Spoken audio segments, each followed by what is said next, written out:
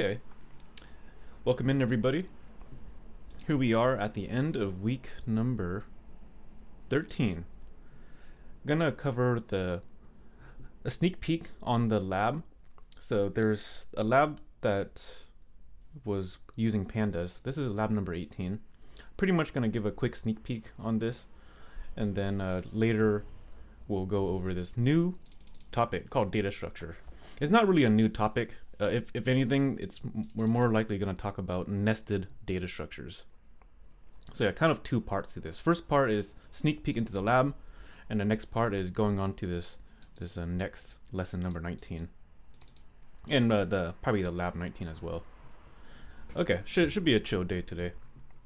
Here, let's start off with the lab 18. So this one was dealing with pandas.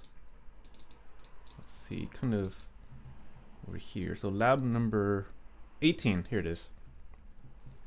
Cool. Yeah, lab 18, this is practicing pandas, but using a different data set.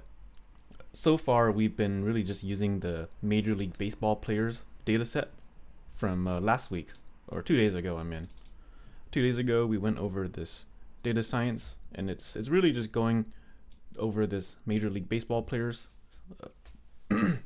And your programming project also involves this. So yeah, the lab is doing a different data set. Let's see what's going on here. So let me load in this first cell. This cell right here is pretty much downloading data. This is not really Python code, by the way. It's not. What's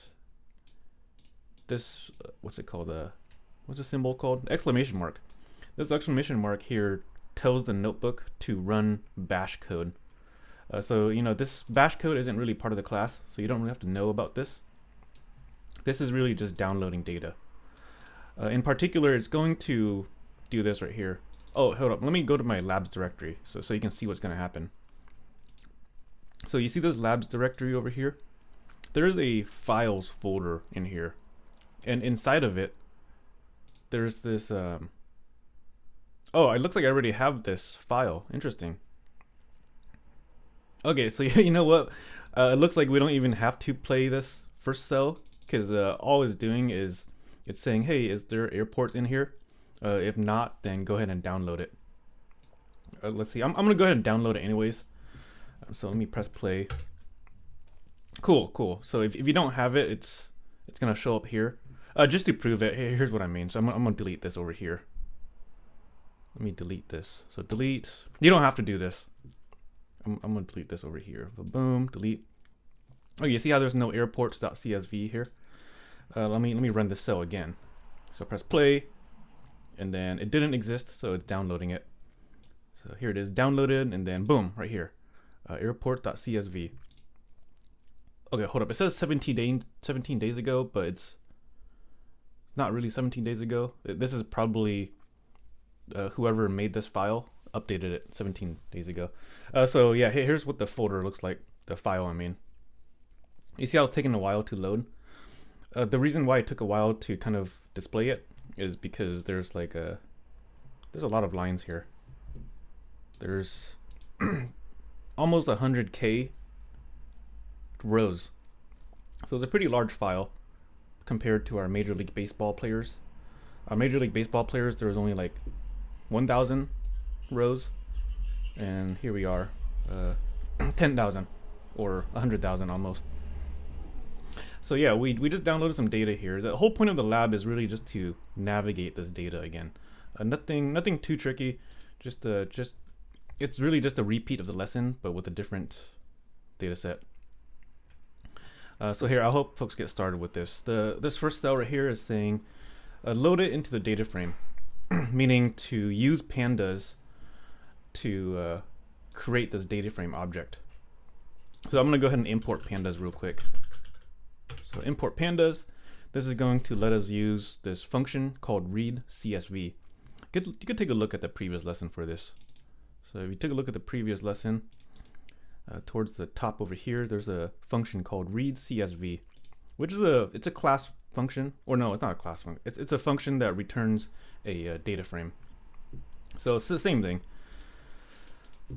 So let's say pandas.read CSV, and then the name of the file that we're grabbing. If anything, the name of the file is relative to the labs directory because that's where this notebook is located.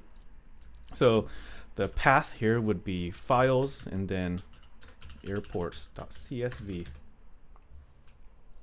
There we go. So this returns a data frame. You might want to store it into a variable. So I'll store it into a variable called df again. Basically, the rest of the notebook will be using this df variable. Okay, there we go. So I just pressed play. I loaded the data in to here. Now we just have to display it. So there's a couple ways in displaying it. You could print it. Unfortunately, when you print it, the formatting looks a little weird because of how many columns there are. So if you wanted to, you can just take advantage of the notebook. The Jupyter notebook will show the result, show the value of this, and it's gonna kind of format it a little nicer. Okay, there we go. So here's our data set.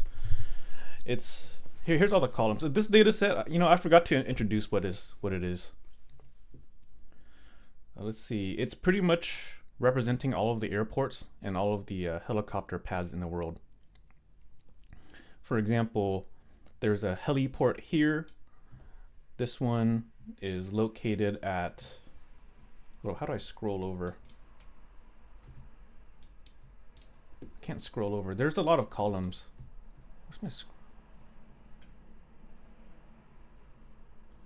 okay, let me just scroll over like this right here. Scroll over here. Let's see. I'm trying to see where this is located at, this first airport. Yeah, this first airport looks like it's located in US. Let's see, what else? What else about this? I've never heard of this. Ben Salim. Let me just Google this. I'm curious what that is.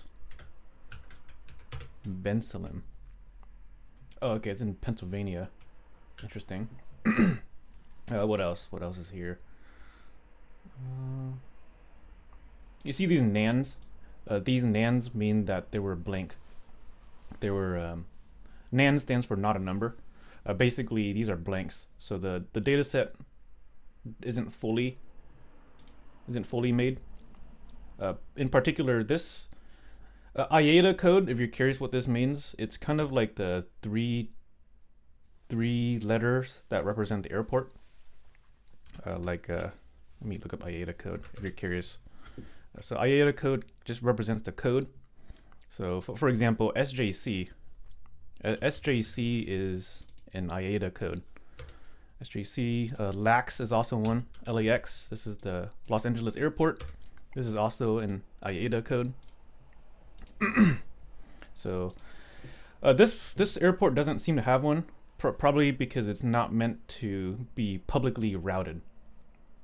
So it's left blank right there. Let me just look at the data set just to verify. So I'm gonna look at the actual CSV file here. Let me scroll to the top. Just kind of sanity checking data. So this is the first row. Let me scroll over.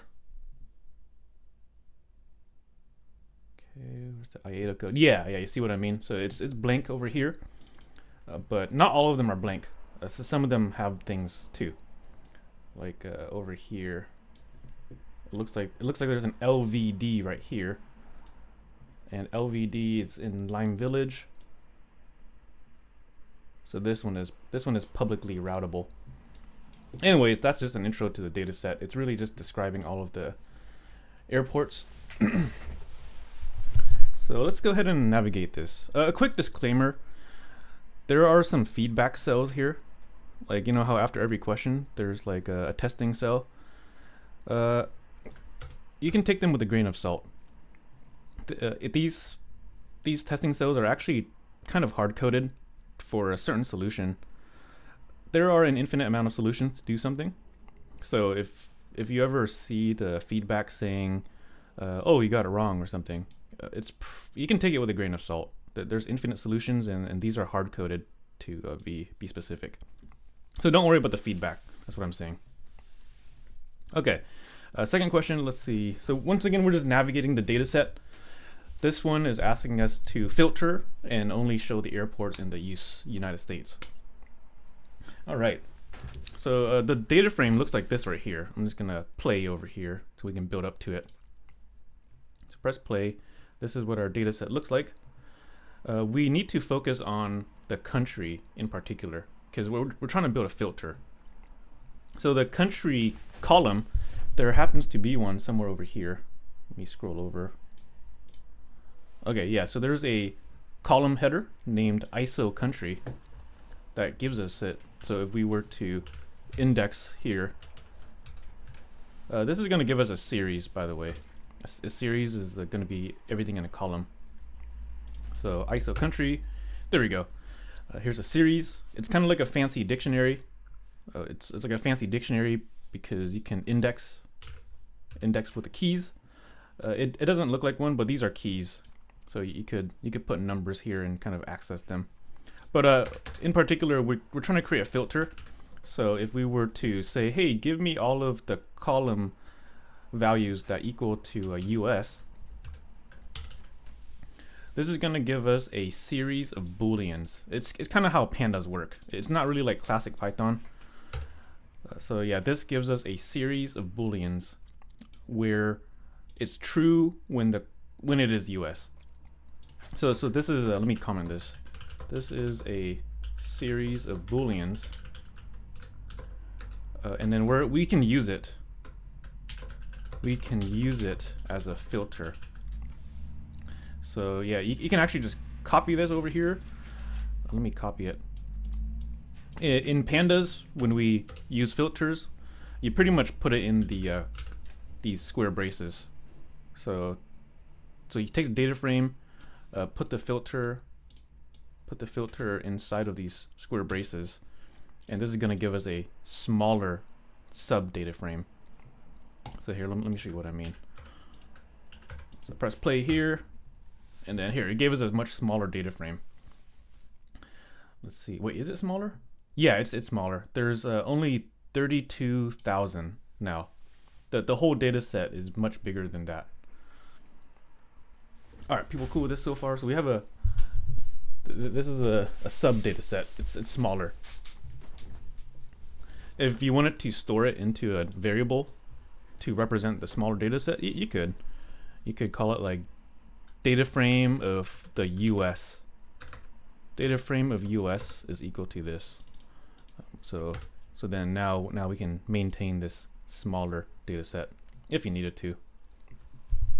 Okay. So next one, let's see. Look for SJC. So this one's also a filtering problem. Let's see. Yeah, so let's go ahead and filter this. So I guess I'll use this smaller data set just so it would be a little faster. So our smaller data set currently looks like this right here. It's all of the US airports.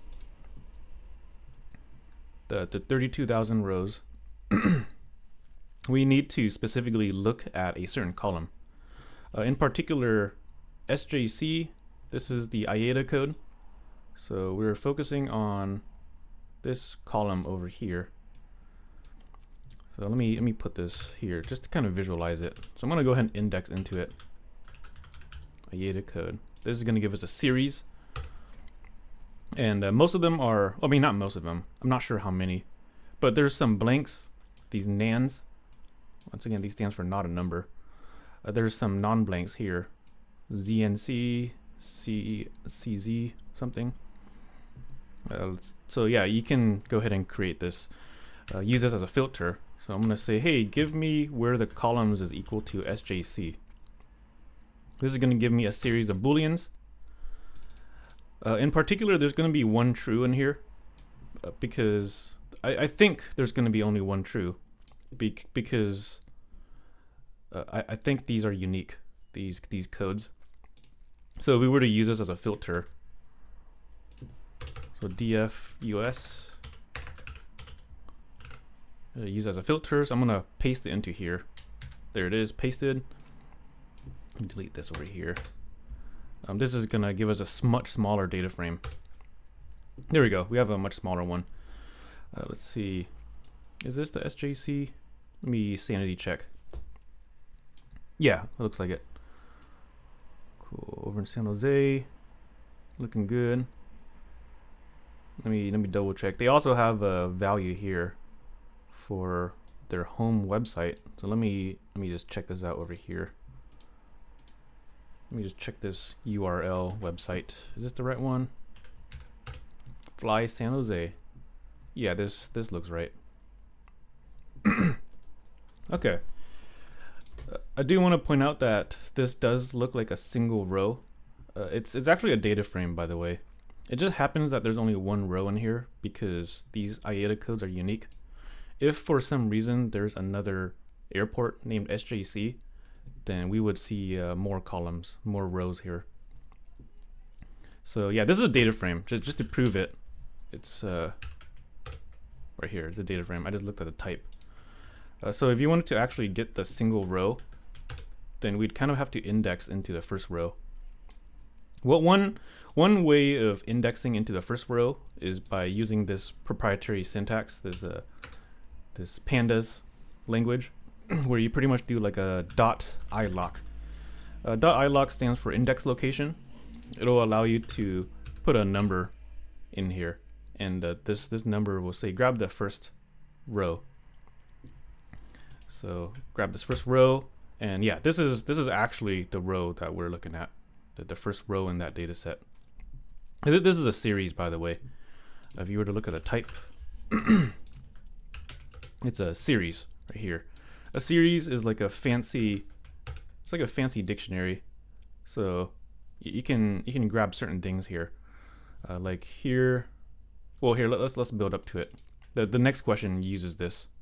So here, let me copy this over here real quick. So copy, and then this over here is saying, hey, refine the search to show only the URL. The URL is what we were just looking at. Basically, we just want to index into this home link right here. This is going to give us a URL. So this is like a fancy dictionary. This whole thing I highlighted. So imagine this is a single dictionary. So we can index again. We can index into it and grab the home link. And then press play here. The value of this whole thing is that's the string. So yeah, there's a link right there. Okay, I think that's pretty much it for this. There's a couple more questions here, but yeah, you should be able to maybe do this. If you've done the Major League Baseball players project, you should be able to do these things right here. Find the lowest elevation. Find the name of the lowest. So find the name of the airport with the lowest elevation. A couple more statistics and some plots here. So yeah, once again, don't worry too much about these feedback cells. They're kind of hard coded for like a single solution. So yeah, don't worry about it too much. See, like right here, this feedback is wrong right here. So I'm just gonna exit it. Clear. Okay, people cool with this so far? Just a quick lab that kind of deals with pandas and this airports data set. All right. Okay, so that's it for this lab. Let's move on to the new lesson called data structures. We've kind of already seen data structures already throughout this whole course, but there's some kind of differences. In this past, with the pandas and the Major League Baseball players, we were dealing with kind of like flat data. So this airport here, this is flat data, meaning it's kind of like two-dimensional flat, meaning that there's not really things inside of things. That's kind of what I mean. And the Major League Baseball players is also flat data as well. So we just take a look at it. Let me see. Major League Baseball players. Here it is. This is flat data because there's not really data structures within data structures. It's just like a singular thing. So today we're going to cover kind of nested data structures. You can imagine it as like dictionaries within dictionaries. Okay. I did a sneak peek on this, by the way, a while ago. If you're familiar with the sneak peek a while ago, you should be kind of... This should be very smooth topic today. So just if you look at the YouTube playlist, a while ago, let's see, I think it was like a month ago. Yeah, over here on week 9, talked about file input and output. And basically, we kind of did some sneak peeks into data structures, like the first 30 minutes. If you want to review the first 30 minutes, we pretty much went over like this thing called JSON. Pretty much JSON is a way of organizing data, and you can think of this as a JSON here. It's a large data structure that stores data, and it's not really flat. It's not really flat data because there are data structures within data structures. So imagine this is a dictionary. This is a singular dictionary that has some key values, but then some values are another dictionary. So yeah, that's kind of what I mean by not flat. You kind of have to dive into another dictionary in order to access things. So yeah, that's kind of the difference between this topic and the previous, pandas, the Major League Baseball players. We're going to be dealing with nested data structures. So yeah, this is a JavaScript object notation. The Python can actually take this. You just have to change a couple literals. So if you want to take a look at the what's it called, the sneak peek over here. So this is week 9. Maybe review like the first half hour of this. We did some pretty cool stuff. We did some. In particular, we loaded this as a data structure and kind of navigated it. And then we also went over the CIA fact book. So towards the 15-minute mark. Where is it? Towards the 10-minute mark, we went over something called the CIA fact book. I'm just gonna Google this again. So CIA fact book. Basically, the Central Intelligence Agency provides this resource that contains basic information on these things: history, people, a bunch of things. You can think of this as a large data structure that's nested. For example, there's a data structure that represents all of the countries. So I'll click into the data structure to countries, boom, and then here's the data structure. It's kind of like a bunch of countries here, which also contain their own data structure. For example, Antarctica, I'll click into it, and then you can imagine that these are more data structures, like a data structure that contains all of the photos, and then another one that contains its geography. Let's see, and then what else? And then people and society. So this is another data structure that contains, the population and all of these, environment. So we did this a while ago, like a month ago. There was an example here, right over here. So it was called Data Analyzer that we worked on last month. And basically it's loading in this data over here, this JSON file. This JSON file is, let's see, it's pretty much what we were looking at with Antarctica. We can click on things like, well, actually, let me look at the raw representation. This is not really raw. This is like the Jupyter Notebook representation. Is there a way I can open this in like a text file instead? Let me see real quick. Open with editor. Okay, so this is what the raw data looks like. This is pulled from the CIA website, and it's pretty much it's a large nested data structure that represents Antarctica. There's the intro. The introduction contains a value, and the value is this right here. It's pretty large, actually. It's a very large value. I mean, and there are things within things, because there are more dictionaries within them. So it's kind of nested. If you want to take a look at a nicer representation, this one right here. Jupyter Notebook will represent this a little nicer. So you can click on things like intro, and then you got to dive into another data structure, background, and then here's some information on it. Let's see. Let's go into geography. So geography. There's a bunch of things here, like natural resources, and here's the text. More things. Let's see. Environment, issues. Yeah. So yeah, people see what I mean by nesting. This is not really flat data. So that's the point of this lesson today, to kind of learn how to navigate these things. Okay, let me quit this and open up the lesson. Okay, check it out. It's the second to last lesson. Pretty sick, right? Almost there. So yeah, lesson number 19. Okay.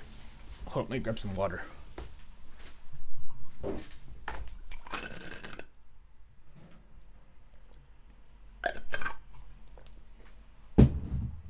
Excuse me. All right. Let's start off with a small data set. For example, maybe we wanted to represent someone's contact information. So let's start simple. Let's represent a dictionary. I'll call it contact, and I'll set it to an empty dictionary for now. So here we go. Here's an empty dictionary. I'm gonna go ahead and fill in some key value pairs. Just a couple of them for now. First one is name.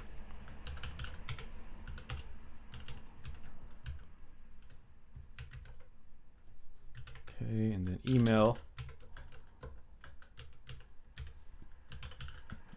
If you're curious who Mike is, this is my coworker.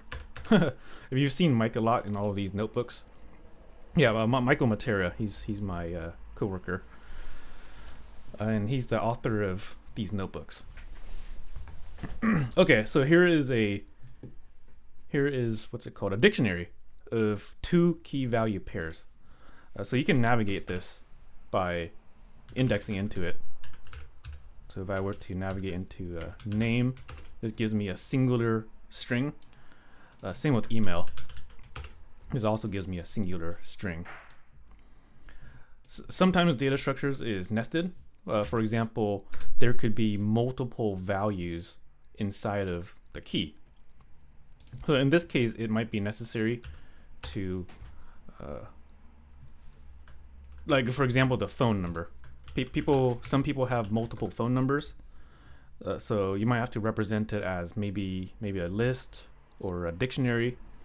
In particular, we're gonna represent it as a dictionary, just so we can label each what's it called? Each number. So here we go. Check it out. So phone, its value is a dictionary. So just to prove it right here, if I were to say phone, this gives me a empty dictionary. That's the value associated with this. Okay. Let's go ahead and fill this dictionary in. So I'm gonna press enter here and add in like a couple things here, like a work. Let's say they have a work number, and for some reason it's like this number. And then another key value pair, mobile, 555-223. There it is. So here we go. Let's check it out now. So now our contact, when we get the phone, it grabs us this whole dictionary. So yeah, this makes sense right here. If you wanted to access individual things inside this dictionary, you'd have to dive into it. So, this is a dictionary. This thing I'm highlighting, it is a dictionary, so we could put another set of square braces and access individual keys, values, I mean. So I could put in the work here, and this will give us the singular string. Same with the mobile, a singular string. People cool with this so far? All right, cool. Whoops, I pressed the keyboard shortcut. Okay. What's the length of this dictionary, by the way? Like this whole thing right here. What's the length of it? So the length of it. Let's see. The length of contact is 3. The reason why it's size 3, because there are 3 key value pairs. So some people might say there's like 5 items in this dictionary, but the length of the dictionary is represented by how many key value pairs are in that dimension. So the outer dimension is 1, 2, and then 3. You see what I mean? So it's not 5. What's the size of this phone dictionary? Let's see. So this right here gives us a dictionary. It's gonna say, what is the length of this? Hopefully you guessed 2. Well, yeah, which makes sense because there are 2 key value pairs in here. So yeah, just kind of learning how to navigate this. How do you access phone numbers? Okay, yeah, we just did this over here. So let me scroll down a bit. All right, people cool with this so far? Any questions?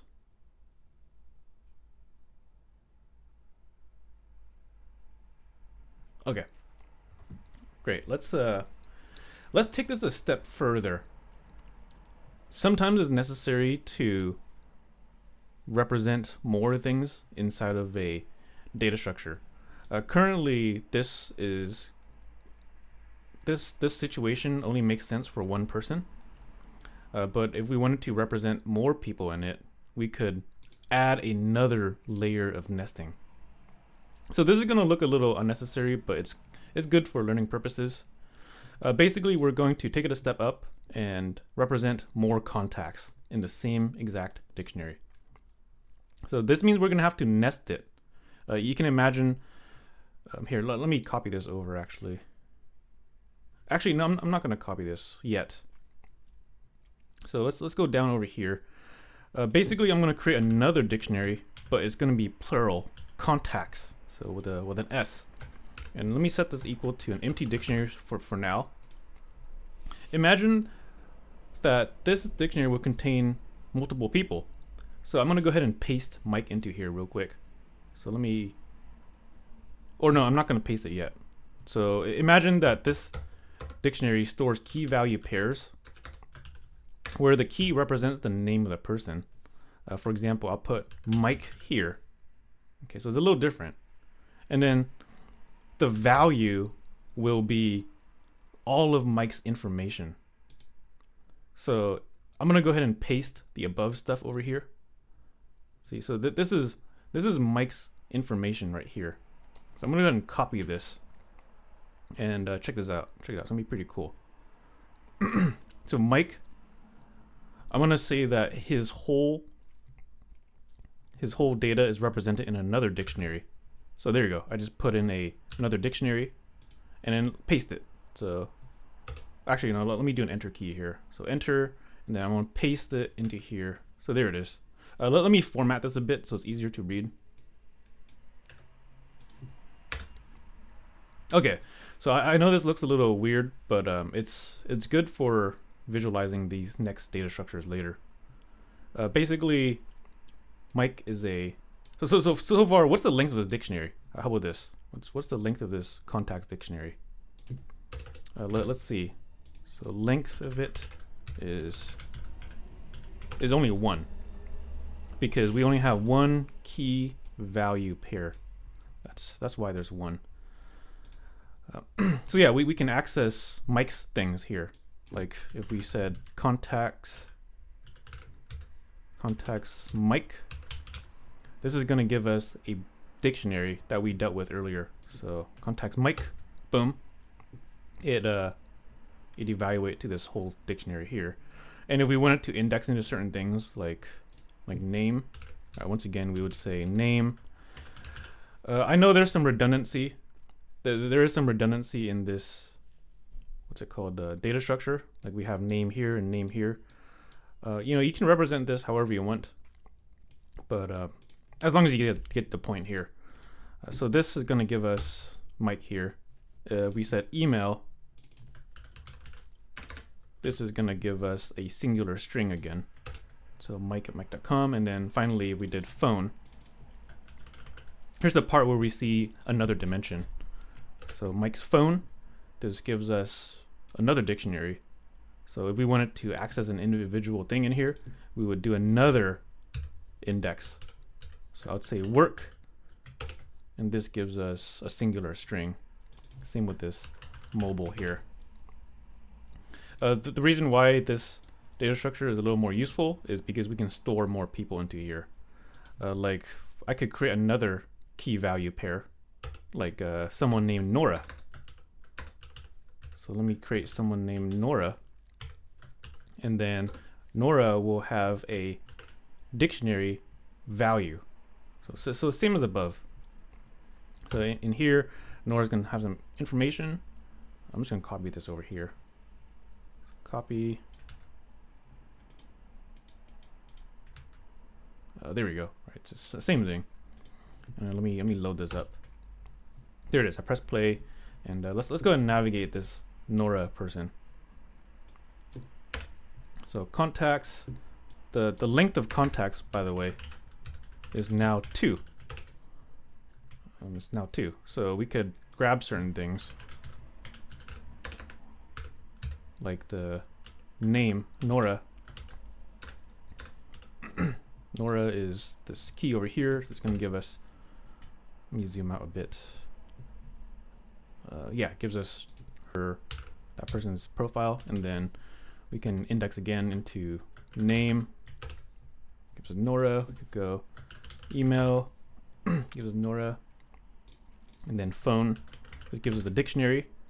So there's another dimension that we have to kind of enter, and if you wanted to enter that, you could say work 552.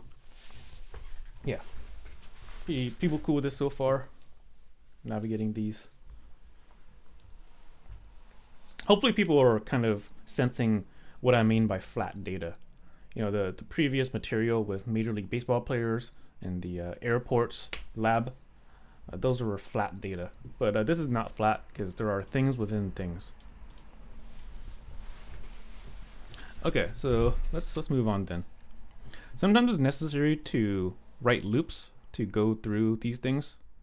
Like maybe you wanted to write a script. Maybe you wanted to write a script to go through everyone's emails and send them something. Or maybe you wanted to go through all of their phone numbers, and for all of the phone numbers, send them a text message. So yeah, you might want to write a loop to go through the whole thing. So let's do that. Let's once again, contacts is a nested dictionary, and if we were to iterate through it, it's going to go through all of the keys, by the way, because on default, once again, here's a for loop. So the lesson 15, the for loop. When we iterate through a dictionary, it's going to go through every single key. So that's what we're going to end up doing. So for contact in contacts, go ahead and print the contact. I guess I'll do an F string like above. Okay, it's not going to print out everything, by the way. It's only going to print out the keys on the outer dimension. So it's kind of hard to visualize right here because it's kind of, the formatting is weird. But there's only 2 keys. There's Mike key and the Nora key. These are pretty much right here, right, the outer dimension. So there we go. All right. Let's see. Let's dive in again. Let's go ahead and print their emails as well. So you can go ahead and copy this loop. Copy, paste. Pretty much, I'm just going to add another print statement that prints their email. I'll do an F string actually, with some spaces. So it looks a little nicer. So I'll say their email is, we have to index it. So contact, and then contact. Okay, so I know this looks a little hard to read right here, but contacts is a dictionary. contact is a key. So this is going to give us the whole dictionary associated with this person. So pretty much what I'm saying is it's gonna give us this right here, and then for Nora it's gonna give us this. So we have to dive in to this dictionary and grab the emails. So that's why we put the email over here. There we go. So we dived in, and then let me press play. There we go. We're able to print it now. Okay, let's also go through their phone numbers. So this is the part where things might look a little tricky, because the phone numbers will require another layer. So let's go through that.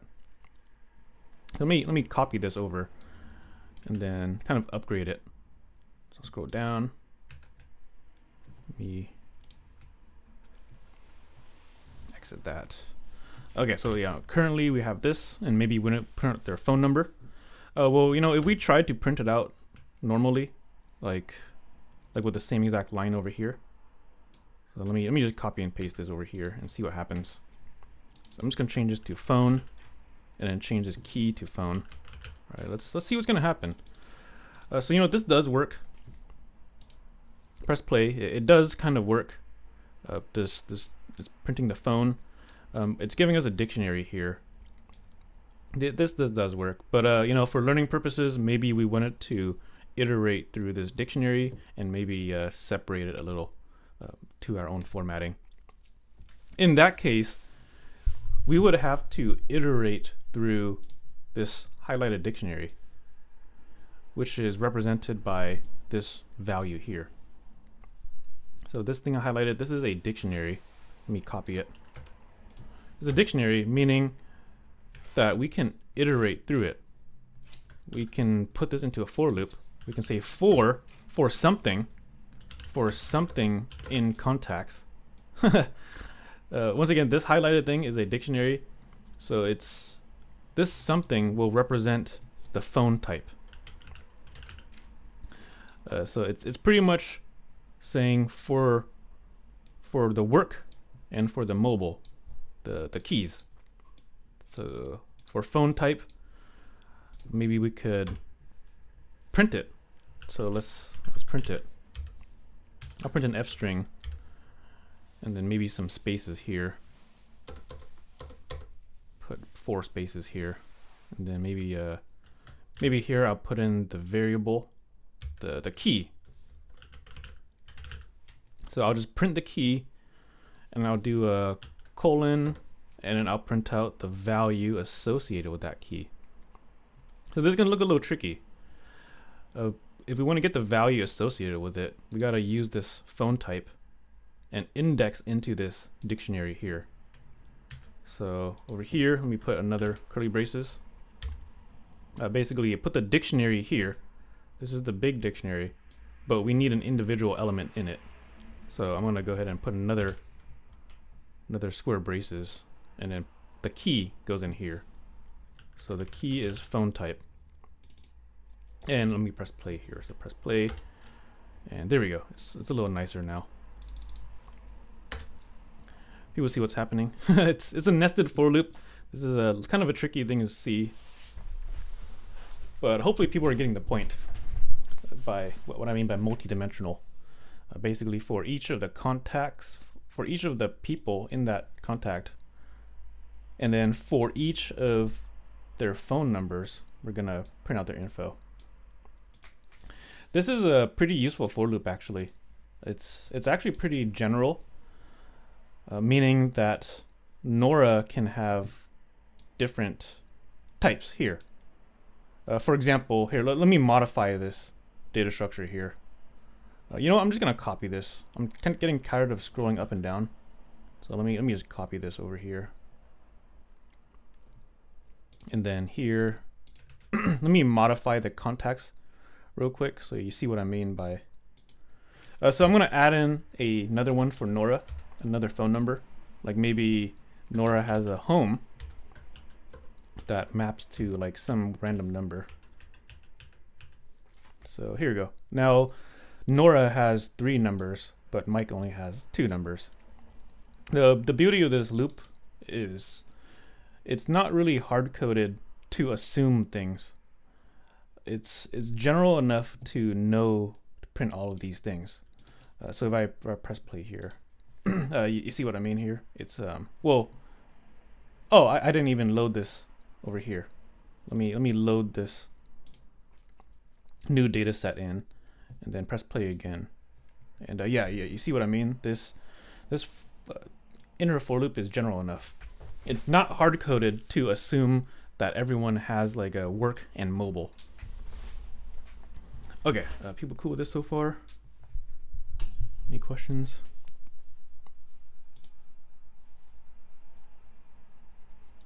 Okay, cool. I hope so. Let's see. Oh yeah, and some caveats. You know, the indentation does matter, by the way. If this were not indented, it technically doesn't belong in the outer for loop. So if I were to unindent this, let's predict what's going to happen. Let's see. We're probably gonna get a key error right here. Some sort of, it's probably gonna say like a variable not declared. The reason why is because this variable contact technically only exists in this indented scope. So when we get here, it's not gonna know what this is right here. So let me press play. Okay, it actually did work. It shouldn't have. The reason why this is working when it shouldn't have is because contact was declared in the very beginning. In the very beginning, contact was declared as Mike right here. So it's actually using this variable here. So this is kind of like borderline spaghetti code because we're reusing old variables when we didn't really mean it to. This is kind of like the caveats of Jupyter notebooks. You kind of have like variables everywhere. In the if you're curious what I mean, there's something called idempotence. Idempotence is defined as the property of where you can apply multiple things. And Jupyter Notebook has this property. In classical programming, you wouldn't really see this, but let me get the point across real quick about these indents. So let's see. This should come from here. So if I were to indent this, then contact is actually representing each person here. So press play here. Yeah, so indent matters. Okay, any people cool with this so far? Okay, cool. Let me see. So you actually have enough to get like the first half of the lab done. So the lab associated with this is number 19. Lab number 19. It consists of 2 parts. The first part is going through an address book, kind of just like we did earlier. And then the next part is dealing with a Wikipedia API. I'll talk about this in just a bit. But here, I'll help folks get started with this address book. And then I'm going to switch back to the lesson. So we just finished the lesson pretty much. No, we didn't finish the lesson. There's a second part to it. It's the web APIs. I'll get to this later. But we have enough to get the first part of the lab done. I'll help folks get started on it because there's a tricky thing here. Basically there's a file that we're expected to read from, and I know folks might be a little rusty on reading from files, so we'll get folks get started on this. But basically, we're not supposed to hard code the address book. In the lesson, it was hard coded, like over here. So you know, this is a hard-coded address book because the names, the data lives in the source code. But this first part of the lab is saying that the data will live in a different file. So this first part is asking us to create a dictionary called address book, but instead of hard coding this data, it's going to come from the this file. So here, let me load up the file so people see what it looks like. So it's in the files directory, and then there's a thing called address book. So let me look at it. Let me split screen it actually. Okay, you know what? This might take a little longer than I expected, because we pretty much have to use Python to open this file. We gotta go through all of the lines in the file handle, and then for each of those lines we have to split. We have to split the line based off commas, and then grab each element and put them in the dictionary. So here, let's start with an empty dictionary, and you'll see what I mean. Obviously, I can't even edit this, so I gotta change it again. Change it to editable. Okay, so the point is to make an address book, but not hard code it. So address book is equal to, I'll start off as an empty dictionary because we're planning on filling it in. If you do fill it in manually, it is kind of considered cheating. You know, you totally could do it right here. You could just type it out and say Mike has all of this, Sally has all of this, but it's not really general solution, because this address book can change. You know, you can add more lines to it. Maybe someone's number changes. So yeah, let's do an address book here, and then let me. Okay, so first step is we need to use Python to open this file up. So this is the part where people might be a little rusty. There's this function called open, and open takes an argument that represents the file. So the file is called files, and then addressbook.txt. This function will return a kind of like a pointer to this file.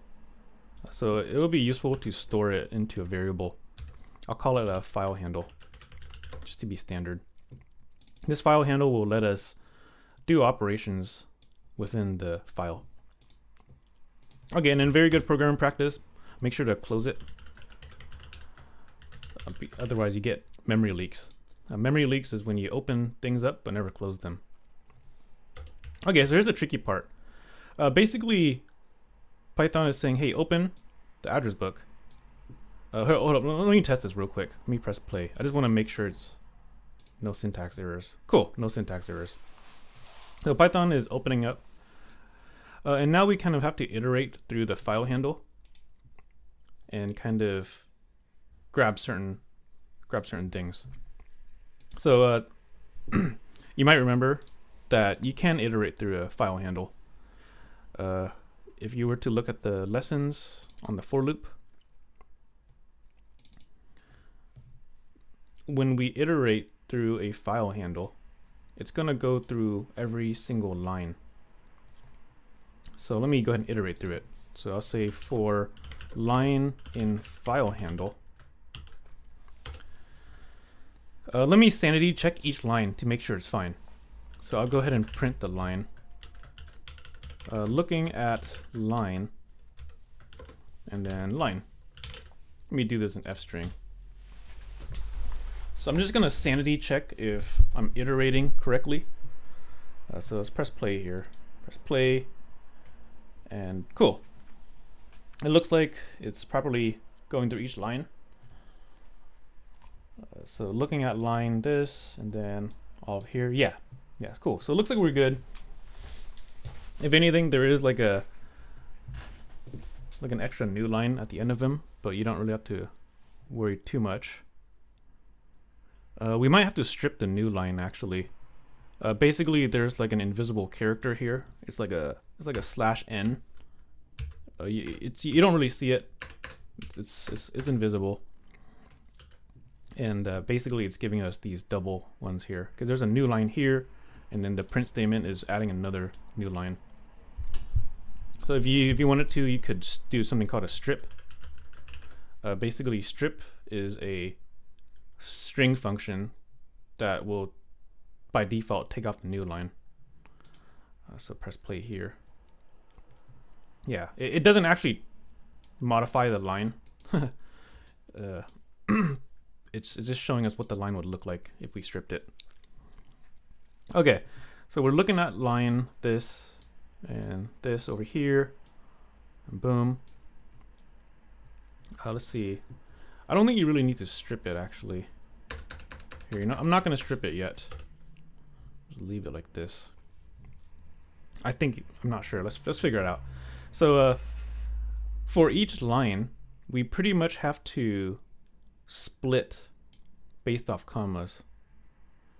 So this is stuff from a while ago, but you can pretty much do like a split function. There's a split function that returns a list. Here, let me show you what I mean.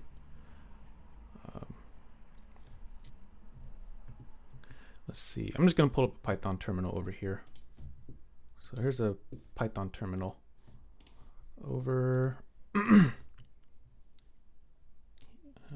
Yeah, over here. A terminal, and then let me type in Python real quick. So Python. So pretty much there's like a strip function. Like imagine if you had the string text that says, hello world, how are you? This is a string, and if we did like a text dot split and give it like an argument space, this is saying, hey, grab the text and split based off the space. This is a class function. We'll talk about classes next week. This is a class function that returns a list. So enter, and yeah, you see what I mean. It says, hello world, how are you? So this is a list. You can do this with commas as well, comma spaces in particular. So if we were to have like text, if we had text that was equal to this string right here. So I'm just defining a string with commas.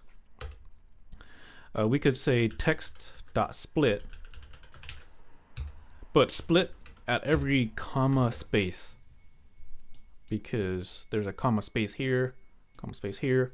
So this is going to give us a list of strings. Okay, let's go ahead and use this. Let's use this split function. Okay, going back to the lab. Okay, let's see. So we do need to say line.split and split it based off of comma space. This does return a list, so it might be useful to store it as something. I'll store it into a variable. I'll call it, what should I call it? What's a good name for a list that represents every element?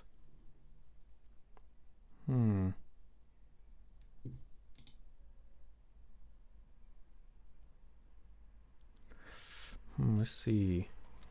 I don't want to call it data. That's too vague. I'll call it person. I'll call it person elements. I can't think of a better name. So yeah, so person elements represent the list. If you were to print it, you'll see what I mean. So this is a sanity check. So the elements are, and then I'm just gonna say person elements. Okay, let me press play here. Actually, hold up. Let me resize this.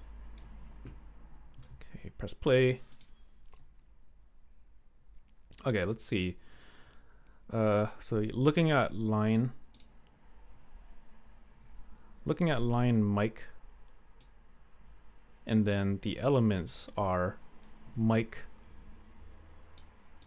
555 5551, and then the email. It's looking like we need to strip this new line. So let me go back up over here.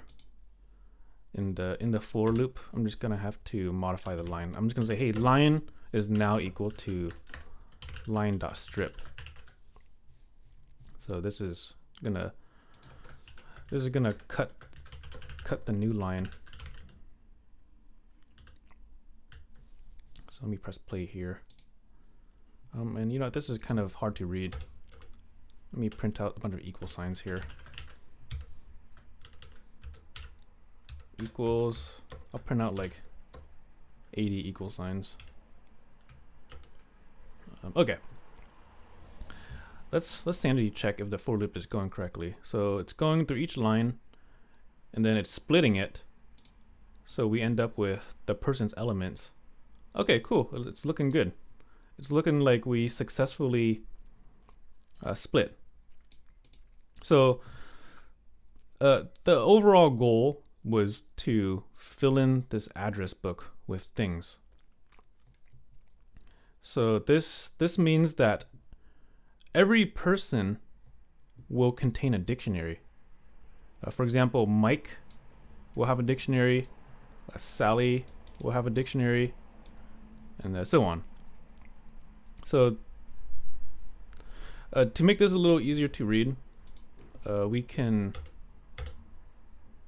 make some variables, like you know, the first variable, the first element in each list represents the name. So you could do that. You could say name is equal to person's elements at 0. This is a list. So name will become Mike on the first iteration, and then maybe I'll grab another one. I'll grab the second element. The second element represents their mobile number. I'll just say num1. I'll just say num1 is equal to person 1, and then the third element is their other number, 2, and then the last element is their email. So email is equal to person elements 3. There we go. You don't have to do it this way. It's just trying to make things easy to read. So let's see. Let me make sure this still runs. Okay, cool. It still runs. The only addition is each iteration creates 4 variables that kind of just grabs these things. But basically, for each person, we have to create a dictionary. So for Mike, we got to create a dictionary, and Sally, we got to create a dictionary. One way we can do that is by saying, right here, we can say address book. This is a dictionary, so we can say address book for the name. This doesn't exist yet, but if we said it's equal to an empty dictionary, this is going to create it. So here's what I mean. I'm going to comment it. This creates an empty dictionary for a single person.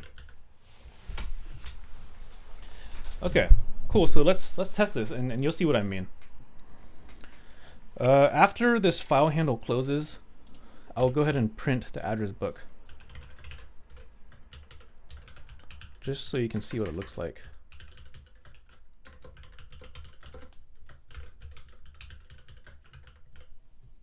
So address book is this. Okay, let's test it. So press play. I'm gonna get a bunch of print statements. Cool. So let's focus on this last one. Basically, our address book, it started off as empty, but now we have 4 key value pairs. We have Mike that has a dictionary. Sally has their own dictionary. So yeah, we're getting closer to representing this address book. Okay.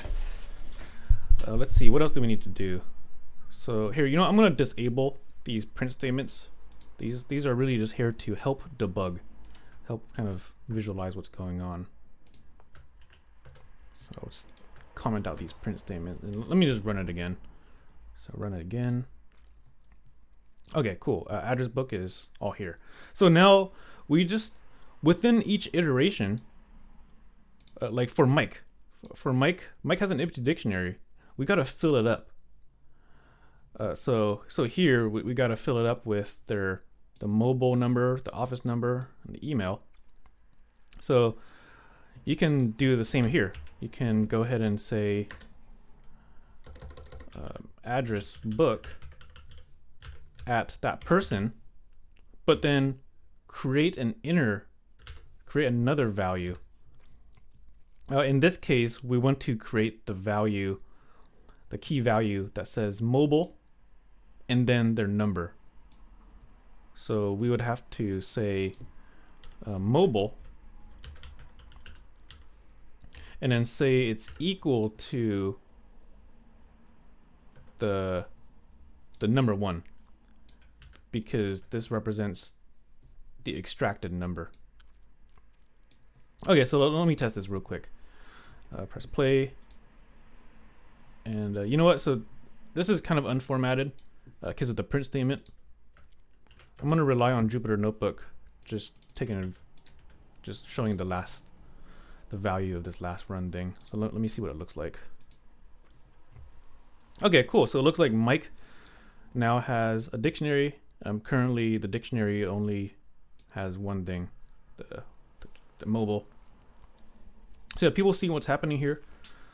It's kind of, I know it's a little tricky, but yeah, this line right here, it's filling in that empty dictionary. Or in particular, it's creating a key value pair. It's creating a key value pair, but in the inner dimension. In the inner dimension, which is, Mike's dimension.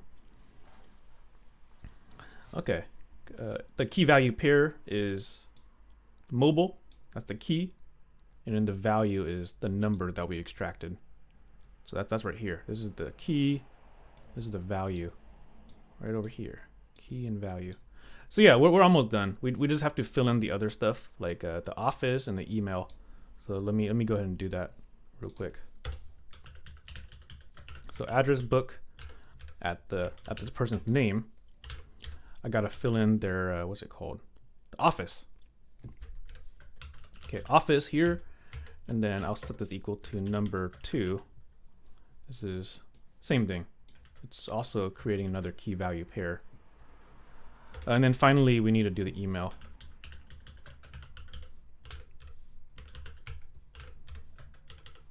So in this case, the key is email, and then the value also happens to be email here, this thing here. Okay, let me press play again. Cool. There we go. It looks like we successfully created the data structure. It might be hard to read because of the formatting, but it should be good. I think it's good. If you want to kind of look at it, like the length of it, should be 4 because there's only 4 people. So yeah, length is 4. That looks good. And then let me keep sanity checking. So address. Oops, I typed in the wrong thing. Address book. Let's see. Why does it keep scrolling up and down? Super annoying. Let me look at the length of Mike's dictionary. So address book Mike. This gives us Mike's dictionary, and then let me look at the length of it. Should be 3. So yeah, looks good. Mike is 3. Okay. So yeah, we just did the first part. Hopefully that kind of makes sense. The whole goal was to create this dictionary. This example doesn't really show everything, but there's actually more things here. Okay, any questions about this so far? Pretty sweet, right? Pretty sweet. Check this out. This is pretty cool because you can just modify this text. Right? It's no longer hard coded. So if we were to have a different text file, like if we were to have someone named Vic for some reason, and then maybe one of their numbers was 911, and maybe one of the other numbers was I don't know, just some random numbers here. Let's print some random numbers, and let's just say their email is vic@cabrillo.edu. I'm modifying the text file, meaning that if I save it, let me save the text file. Now, if I were to recreate this address book, we will see Vic here now. Vic.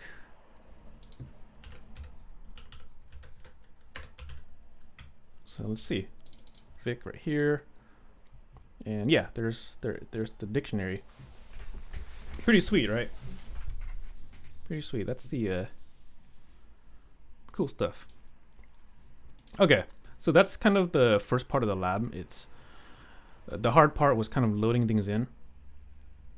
You should be able to do the next part now. Pretty much these next part is asking if you can navigate the data structure. So this second one is saying use a for loop that prints everything.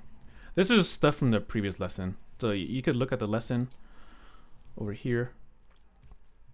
It's really asking if you can kind of implement these for loops right here. For contacts and contacts, go ahead and print their things. The data looks a little different, so you have to kind of adapt to it. Okay, cool. So you should be able to do this part. I'll let folks do that. This third one is a little harder. It's asking us to write a branch that, well, before the branch is asking us to use this input function to ask the user for a name. Basically, it's saying, hey, take input from the user and then use that input to search the address book. So, I hope folks get started with this input over here at least. I can't edit this, so I don't know what's up with these. Keep pressing like keyboard shortcuts. I'm not sure. So there's a function called input, which does two things. It's going to take input from the user and return a string. You don't have to use this argument here, but I'm going to put an argument here that says, who are you looking for? Okay, so who are you looking for? This is doing two things. It's waiting for input. So if I type in like Vic here, and press enter, well, when I press enter, this cell will finish. So this cell is still running, by the way, still running. But when I press enter, the cell will finish. And this function also returns the string. So it might be useful to store this into a variable.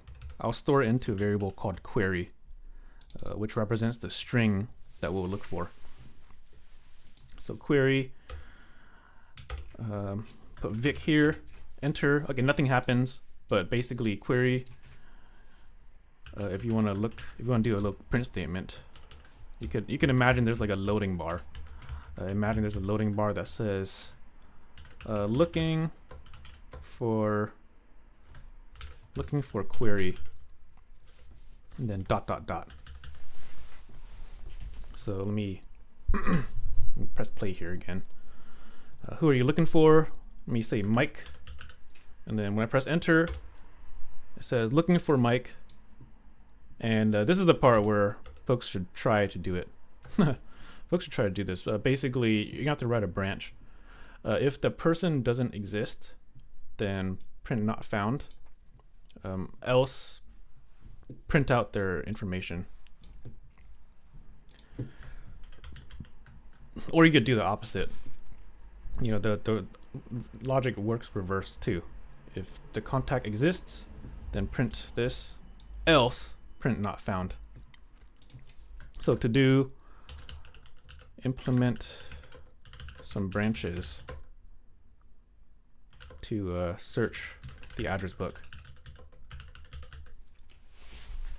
Okay, this should be a good one. Okay, any questions? Well, so real quick, you know, if I run this, if I set Andrew and press enter, it should say not found, because you know I'm not in this address book. If I ran it again and said Vic, it should print out Vic's information because that person does exist in the address book. Okay, any questions about this so far?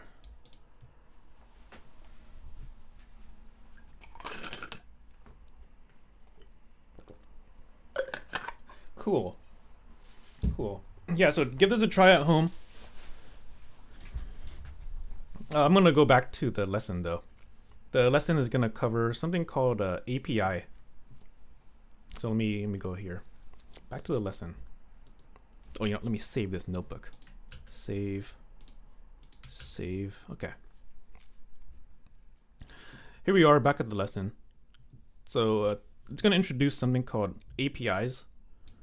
You can think of APIs as like a tool that can help you interact with certain programs. For example, there's companies that provide tools to let the user download their own data. For example, Twitter. If you look at Twitter API, you can download people's data, I think. So let me look at Twitter's API over here. Let's see. I think it costs money, but there's probably like a free version that lets you download certain information. Let's see. So the free one right here, it says if I were to use a Twitter API, I can download 500 posts per month. It's not even that much. Wow, this is very limited. Well, it's for a good reason actually. It's for a good reason. It's so not anyone can just scrape the whole Twitter. Yeah, you just gotta pay for data, right? The data costs money. So there's an API reference.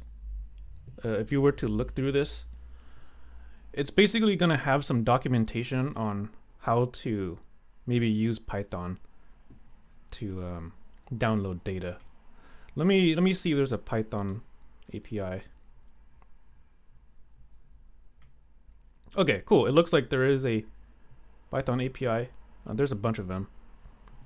But basically, if you look at the documentation, you can imagine. Let's see. Let me look at the documentation here. Let's see. Tweets, retrieve, search. Let's see. I'm kind of diving in a rabbit hole that's not in the scope of this class. But this is basically Python documentation that these are like doc strings. It's telling us how to use functions to download data from Twitter. So yeah, you could totally do this stuff. Let's see. I'm gonna quit this real quick. So for the lesson, we're gonna be dealing with Wikipedia. Wikipedia provides an API that lets us download from their website, pretty much. For example, you know, this link right here is letting us download an article that talks about lions, like the animal lions. Here's what I mean. So if you look at wikipedia.org and search up lions, it's bringing us to this website. This was manual, meaning I had to type it in myself. But we can have Python interact with Wikipedia for us. For free, actually. For free. So there is this link here.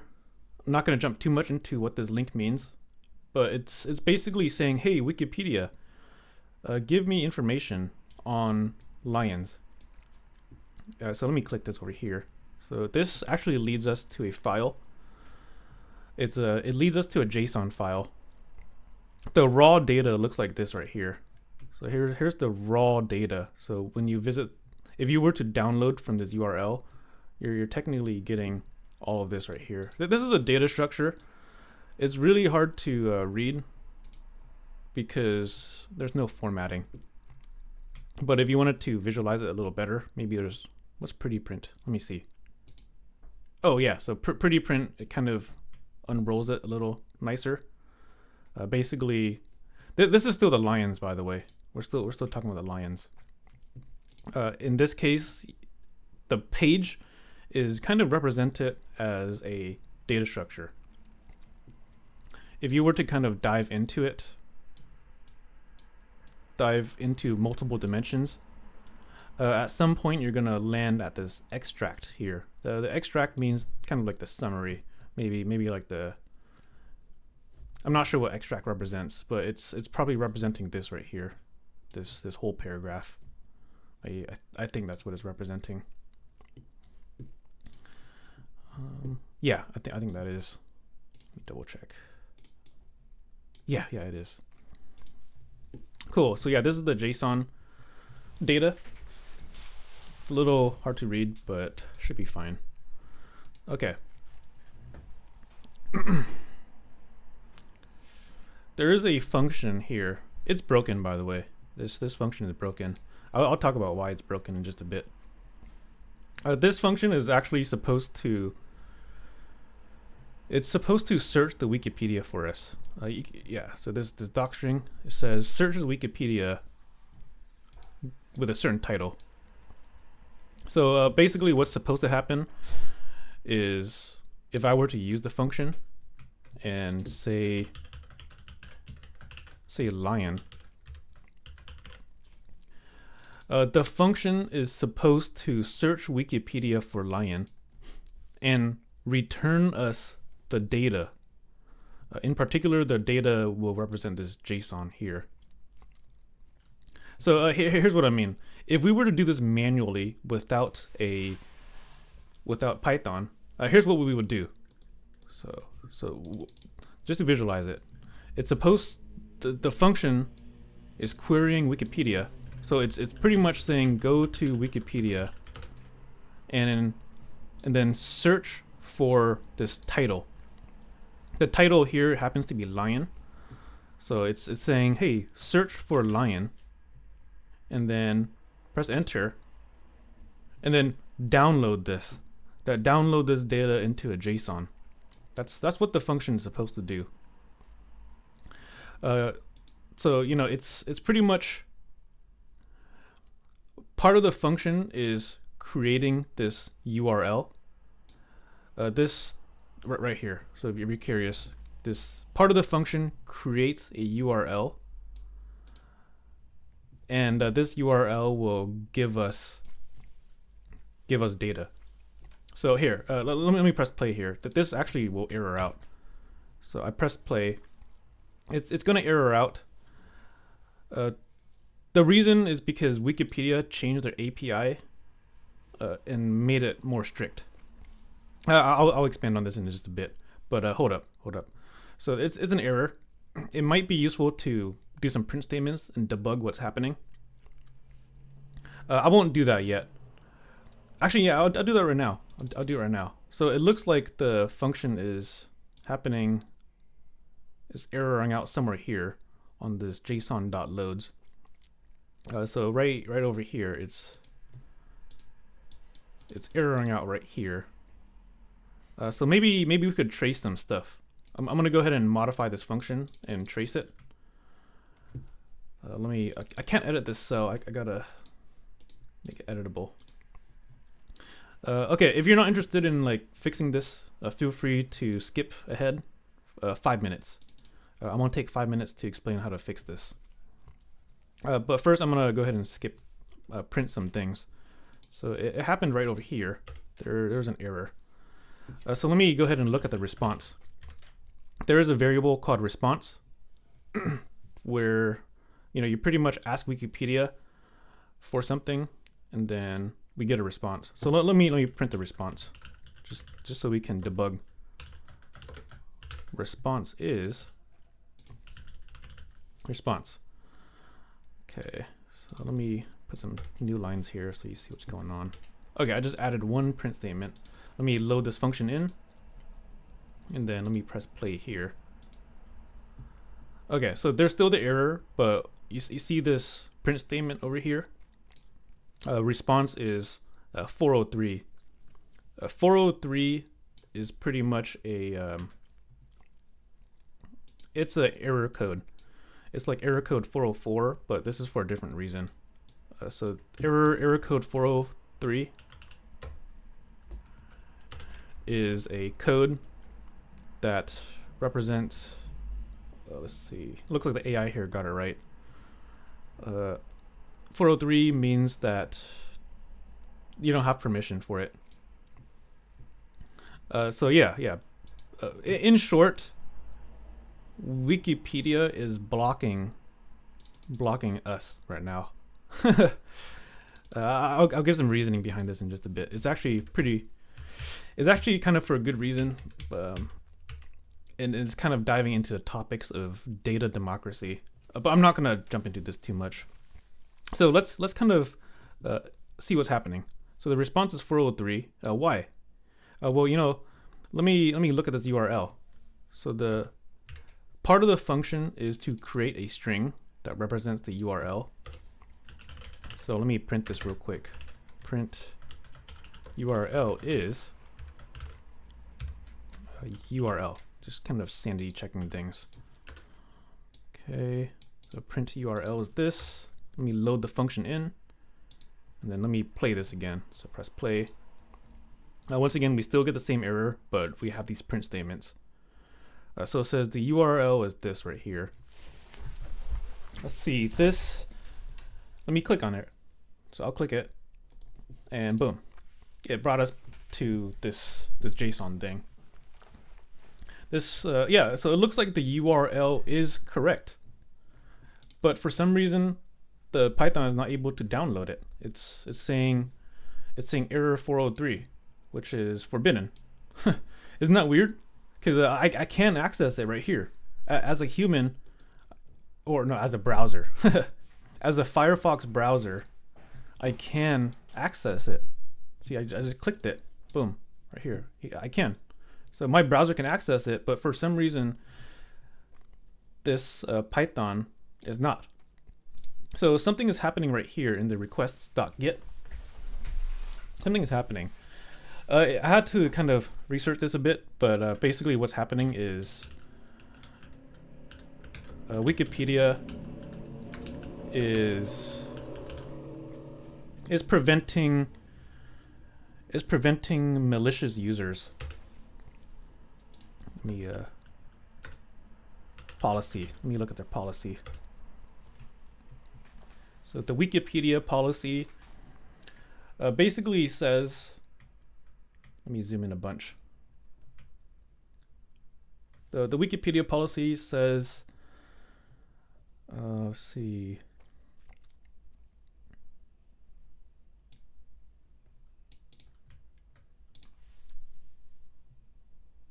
It's somewhere in this first paragraph. It's pretty much saying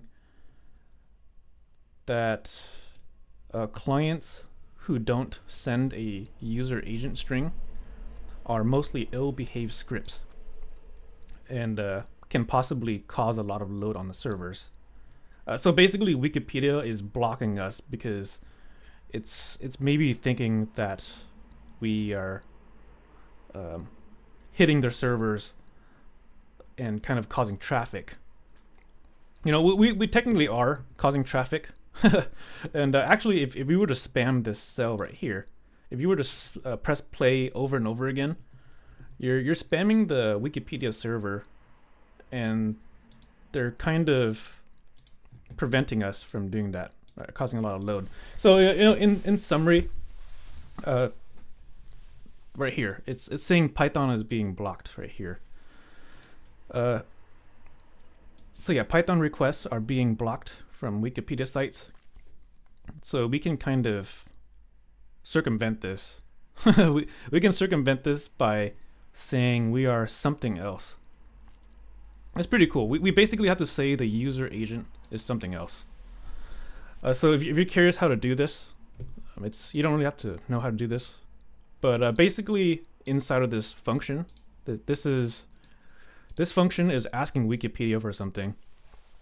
If anything, I have to tell Wikipedia who I am, and I'm going to say I am not Python. So let me create something called like a, I'll call it authenticator. So I'm going to create a variable called authenticator, which represents a dictionary. But basically, I'm going to put some data in here that represents who I am. So I'm going to create a single key value pair that represents user agent. Let me see. I think it's user agent like this, and the value is something. By default, there's actually like an invisible Python here. But since we're going to put something else, it's not going to be Python. So I'm going to put like a not a bot. Not a bot. So the authenticator is not a bot. And then inside of this function, I'm going to ask Wikipedia for information, but tell them who I am. Authenticator. Oh, so this second argument, I forget. I think it's headers is equal to. It's basically saying set the headers to the authenticator. It's outside of the scope of this class, what we're doing. But check this out. So I'll press play here. Okay, press play. Okay, cool. And then let me rerun this function. So rerun this, press play. And check it out. So the URL is response 200 now. 200 means that we successfully grabbed data. And yeah, here we are. The result of this function is a data structure. It might be useful to store this into a variable. So I'll store into a variable called data. There it is. So now we have a variable called data. If you were to look at it, print data here. It's data structure. So yeah, you can probably navigate this. A good practice would be to maybe, see if you can navigate your way to the extract. The extract meaning you're gonna have to dive into multiple different key value pairs. So it's gonna look something like this. It's gonna look something like this right here. If you could fill in these blanks and have it show this summary here, that would be a really good practice actually. So yeah, you should try that. I'll leave this as a to-do for folks. To do. See if you can print the extract. Yeah, see if you can do that. It's gonna look something like this. Okay, pretty cool stuff, right? There's yeah. So in summary, all you have to do is kind of technically we're spoofing actually. We're spoofing, meaning we're faking our identity. Okay, but it works though, because the user agent is not Python.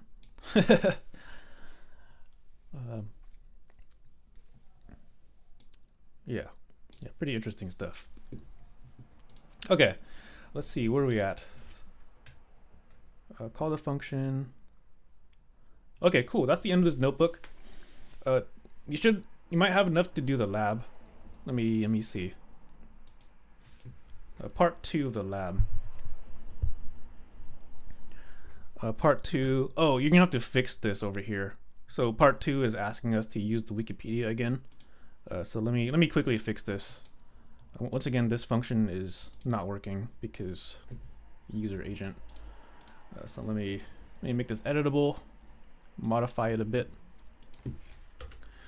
Basically, I have to create a dictionary that represents my identity.